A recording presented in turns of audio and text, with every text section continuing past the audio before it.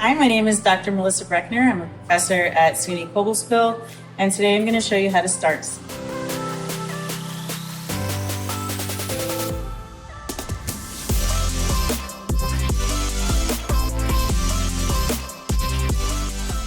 So I have a seed tray here that I've filled with media, and I've taken another seed tray and pressed it down so that the soil is as compacted as I would like to have, which is to say not very.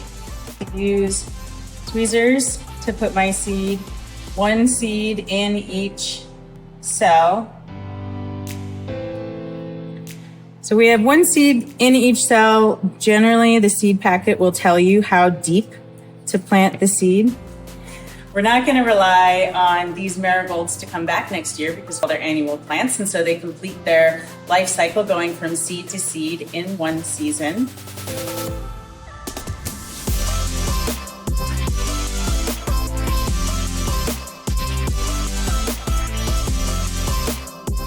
So we're just covering up our seed with another layer of soil.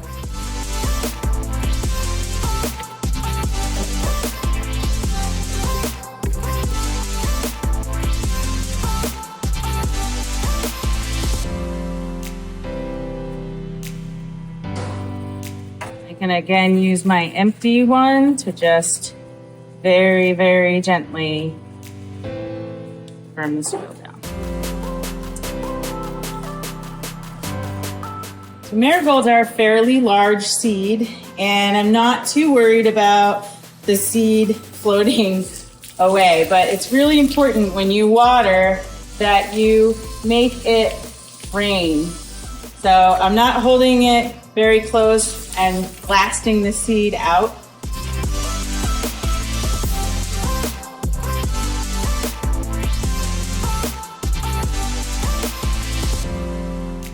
Last thing I recommend is that you label and date your seeds. And then here's the humidity dome. There are quite a few hardiness zones in New York, and here in Cobleskill, we're in zone 5B.